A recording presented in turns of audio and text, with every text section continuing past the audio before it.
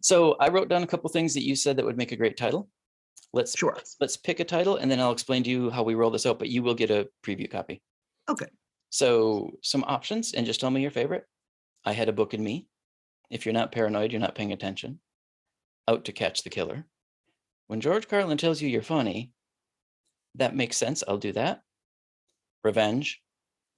Someone who steps up and does something. Or Hell Yeah. What do you think? What I defer to you guys. What do you think is most catching for your viewers and stuff? I mean, I would go with the tagline of the book probably. That one. But I think. But what do you guys think? Well, so that one works really well because it is the tagline of the book and what it's about. But I'm always a fan of the one word. Okay. Revenge, because it leaves so much to the imagination. We haven't had one in a while. Welcome to season 7, episode 4, Revenge.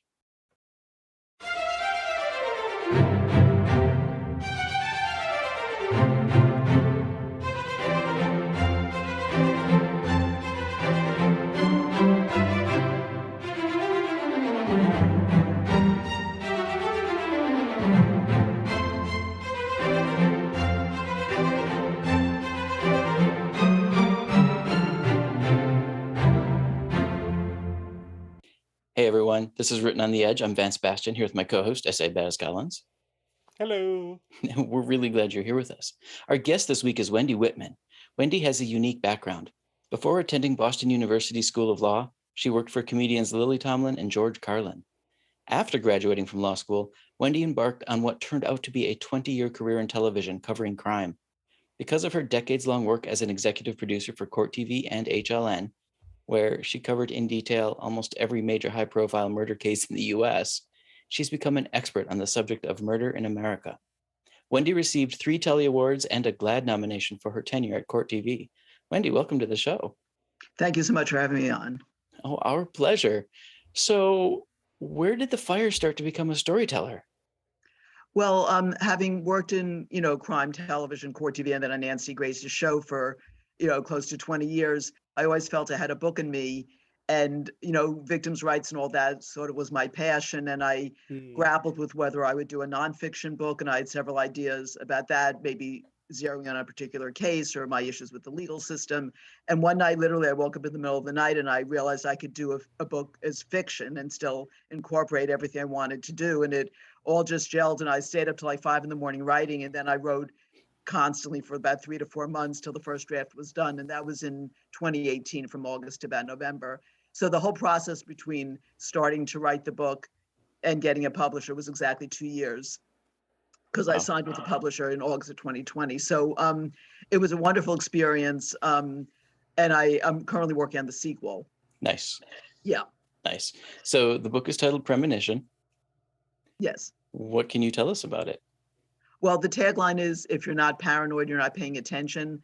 So I thought that was like a perfect way to sum up that we live in a very dangerous world. And even though statistically, obviously, very tiny percent of the population is actually murdered, when it happens, it's so horrific and so awful and still affects so many lives, that I thought that was like a perfect catchphrase, a perfect tagline to draw people into the book and what I tried to do with it.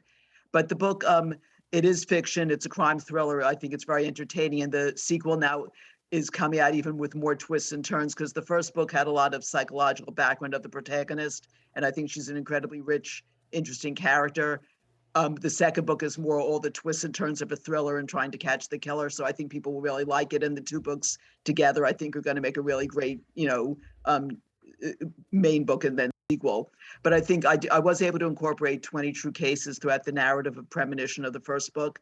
And there were a couple of cases that always haunted me from all the cases we covered at Court TV that I was able to sort of highlight through her thoughts. Carrie Mackin's the protagonist, and she's a very paranoid woman who has worked in crime. I'm obviously loosely based on me, and so through her thoughts, I was able to get a lot of my thoughts into the book, which made me very happy. So I felt I accomplished everything I set out to do with Premonition.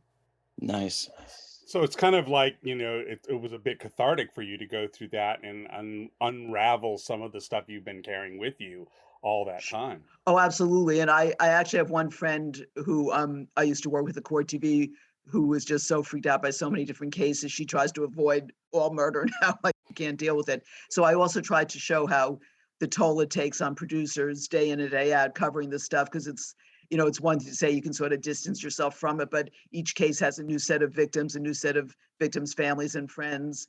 And it does really get to you. It's impossible for it not to get to you. And we had one horrific case that I do mention several times in the book, where it was the Carr brothers murders in Wichita, Kansas, where the families would reach out to us and say, could you use this particular picture and stuff like that? And it's a little enough thing to do. And it made me feel like we were doing something for them, because I feel like these families get so screwed over by the criminal, by the legal system, what they go through. There was a Tennessee case where there were a whole bunch of defendants in just 1 million court cases over years. And these families end up living in court and they don't get the justice they deserve anyway. So right, and the fact that when it's our media is so focused on the perpetrators, right, and trying to establish all of that the family and what they go through and all of the long-lasting effects is kind of by the wayside. And I think we're starting to see some of that turnaround. The George Floyd thing became much more about him than it was, right, Chauvin. But I think that you're right. You need to have something that actually talks about that side of the story, because it's the one that's least covered. At least that's been my experience. Oh, absolutely. Sorry to interrupt. The victim just always seems to get lost in the shuffle. They're not there anymore, and their families try to represent them, but it's just not this. It's the focus just turns to the defendant. It always seems to. So is that how you wrote? And you said your main character's name was Carrie. Is that how you wrote her? Yeah, Carrie Mackin is her name, the protagonist. So she's working for the families, or is the killer focusing on her? No, she was, as I said, loosely based on me. She worked in television and crime TV and got laid off and freelances. And she just reflects on a lot of cases she got obsessed with and things like that but she stumbles on the path of a serial killer. And and she tries to solve what's going on where she's now living in Connecticut. So that's what it is. It's that she is now working, part-time intermittently, and she happens to cross paths with a serial killer. So it sort of brings her back into all the cases she had covered previously and stuff like that. So she sort of becomes like a little detective with 2 other people. Wow. So incorporating those cases into your fiction, I mean, did you have to change a lot of names, or because they were public cases, did you get to use them? Yeah, just little snippets I show reflect on. If she can't sleep one night, she'll look up a case that she got obsessed with and the pictures and things like that. So no, I did verify all the facts and made sure I was remembering everything accurately. But it was all little snippets of cases that had which haunted gives her it and that things realism. like that. Right. So I think true crime fans will enjoy the book as well, because they're little snippets, but from the headlines. Right, exactly. But I also put some things in that people may not have heard of cases, because you'd be surprised. Sometimes they're really bizarre details that never really come to light, or if they do, people don't pay attention to them. So I highlighted some things like that, like a case where the cops missed 2 bodies in the house when they were searching the house and stuff like that. Things that you can't believe can't believe happen.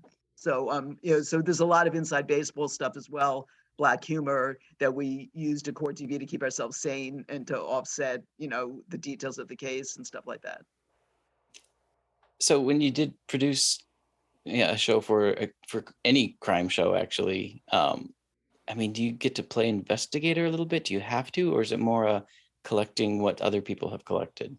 I think it's a combination. I think that we'll theorize, they may present the case in a certain way, either the prosecutor or defense, but we'll theorize about what might have really happened and whether they're accurately, accusing the right person, or, like the Connecticut case, Dr. Pettit, the Cheshire case, there was a lot of speculation. It was a very weird case. They left him in the basement all night while they killed his family.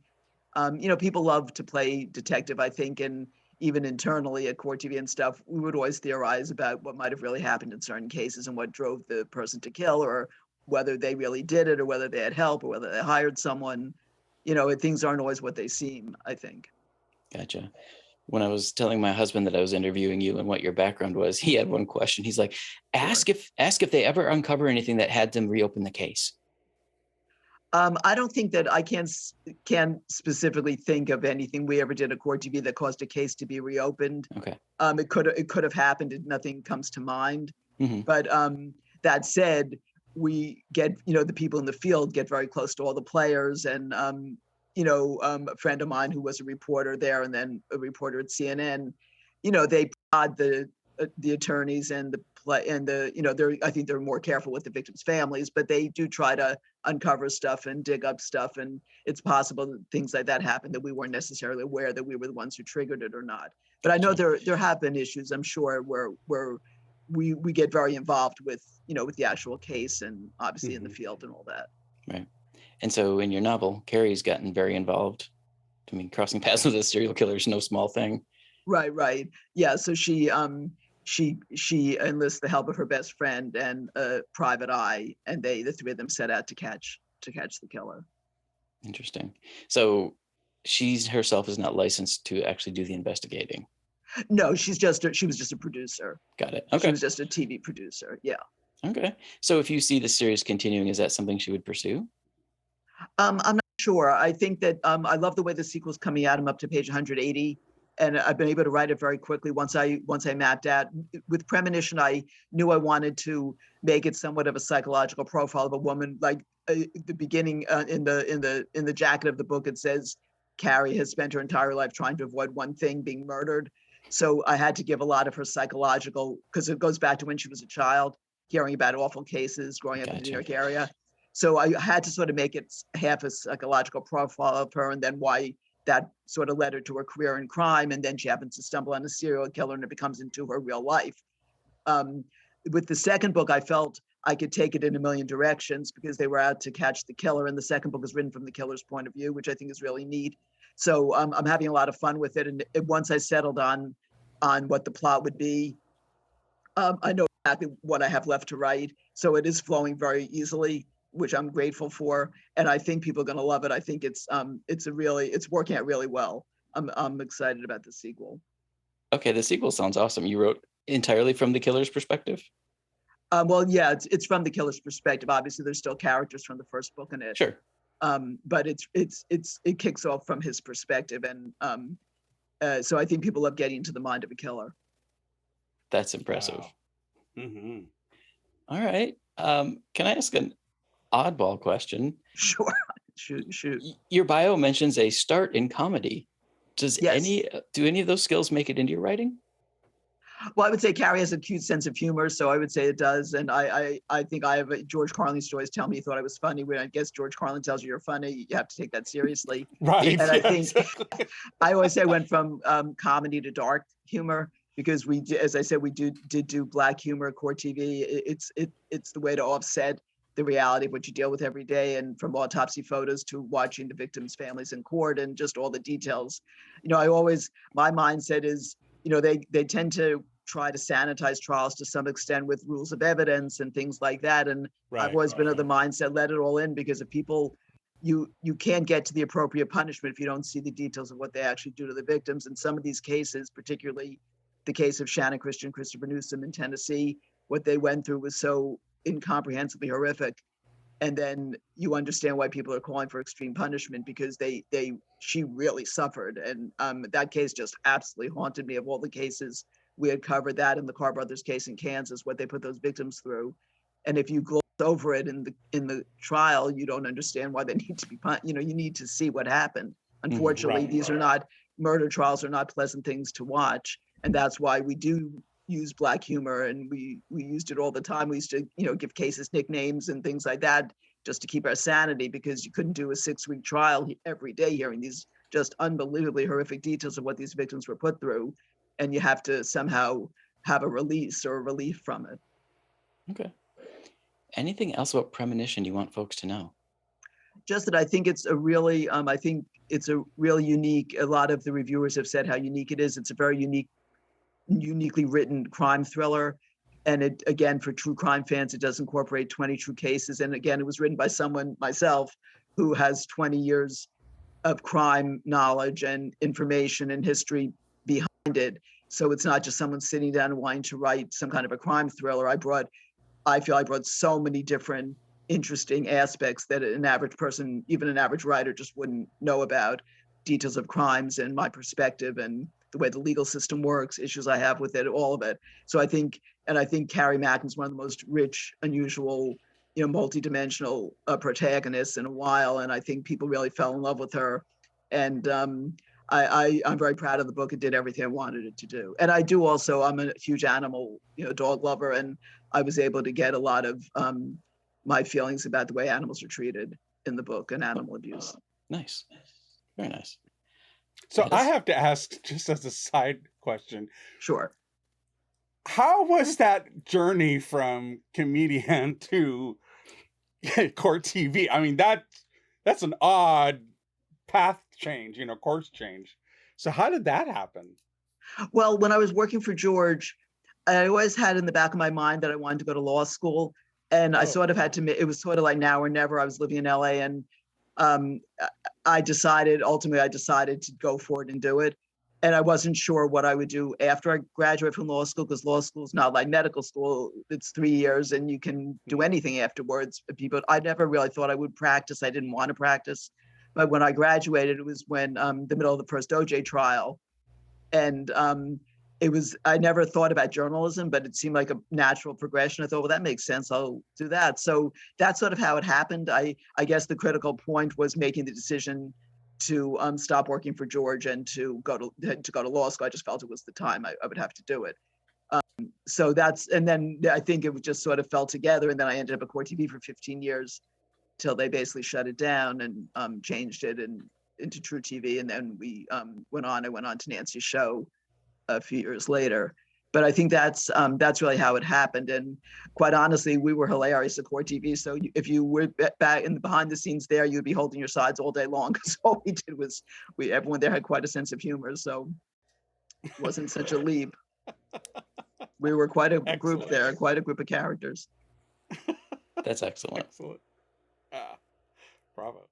All right, folks. Well, we at Written on the Edge are proud to introduce you to new media by queer content creators. If you enjoy learning about these artists, please like and subscribe so you get the alerts for new episodes. We have a merchandise store, which you can hit from the top of our website if you want to support us by wearing a t-shirt or getting a mouse pad, or you can support us directly on Patreon. So I know you've already mentioned the sequel. Yes. I want to ask a follow-up question. Are you going to give Carrie a romantic interest? In the sequel? Yeah. Well, she has a romantic interest in the first book. Oh. In Premonition. She gets involved with a cop. She's a detective. Okay. So I think it's written very well and very realistically, and they have a very intense relationship. And is it a random meetup or have they known each other professionally? Well, they meet through Vito is the private detective that Carrie knows, who handled her sister's divorce. And when they're meeting, and he keeps telling her about this Hank, and then she finally meets her, because they bring her. They're sort of running a shadow investigation until they have enough evidence to take it officially to the police, because initially they're a bunch of random things and they're not really sure they're connected or not connected and stuff like that. So I think Carrie's just a very lovable character, because she's supposed to be sort of good looking, but very sort of clumsy socially and all that, and doesn't really fit in anywhere. And so I think, and the woman she falls in love with is like, has it all going on, So I think, it's an interesting dynamic. Perfect. Are you doing any readings or signings or book events for Premonition? I did an awful lot. From the book was released in mid-July, and I did a slew of events from July through October, including 2 book party signings, the Morristown Festival of Books, which is one of the biggest book festivals in the country. We did that in mid-October, and that was such a wonderful experience. It was it's in Morristown, New Jersey, and they had me in they had indoor and outdoor events, and they had me in the indoor church, which is this huge church there. And it was filled to the gills. And I didn't expect that. I was, especially with COVID and stuff. So, and the audience was so intense and so like into crime and all the questions. And it was just a wonderful, really wonderful event. And then there was a book signing there as well. So I've done a bunch of book signings, those kind of events, and a ton of TV stuff. I was on Court TV twice. Jack Ford did an interview with me, Rita Cosby, Robbie Ludwig. Nice. So I used a lot of my connections, obviously, from Court TV in my days with Nancy, and I got blurbs from Nancy for the book, and a slew of other people, Ashley Banfield, and all of that. So all my friends came through for me. Awesome. Yeah. So which social is the best for people to follow you? I think Instagram now, Wendy Whitman author, Okay. is the best. That's where I post constantly. There's this huge Bookstagram community on Instagram. I've met so many people, authors and reviewers and bloggers and stuff like that. So I think that seems to be the place where books are being touted the most on social media. Awesome. Any final comments or words of wisdom? No, just thank you so much for having me on. The book means the world to me. I tried to do so much with it, from Obolus to murder victims, to giving people an inside look at how crime's produced, and just to give them an entertaining thriller with a very, very strong main character that I think so far everyone just loves her. And I think I felt that it was a great first book, and the sequel is coming out even better, and I think people are going to love it. And I just hope that as many people as possible get to read it. I didn't want to make it a gay book, but I think in a very natural way, I brought in just how there are a lot of people have a lot of different emotions and feelings, and you have to, when you start putting people in boxes and labeling them, it isn't really necessarily helpful. And I think that in a natural way, I think I wove all that into the book, where it just doesn't seem like it's like this. It just sort of naturally all happened. Right. Well, you wrote a character, and Right. one facet of her life is she's in love with another woman, but that's only one Right. piece of who she is. Exactly. And I think people lose sight of that a lot of the time. Right. Yeah. All right. Well, folks, Written on the Edge is produced by Real Gravens Media. For our disclaimers, links to social media, our listen stations, or to sign up as a guest, visit www.wrotepodcast.com. If you enjoy learning about new artists, please like and subscribe so you get alerts for new episodes. And we'd like to extend a huge thank you to Wendy Whitman for being with us. Wendy, thank you so much. And I thank you so much as well. Our pleasure. Now, folks, pick up Premonition. Enjoy the read. Now that you know the history and knowledge that went into the book, really enjoy that read, and prepare yourselves for the perspective shift for book 2. We'll talk to you all again soon. Bye-bye.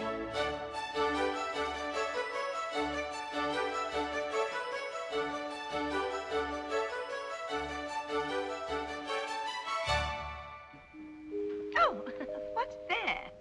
Closing time. The bums rush in melody, dear.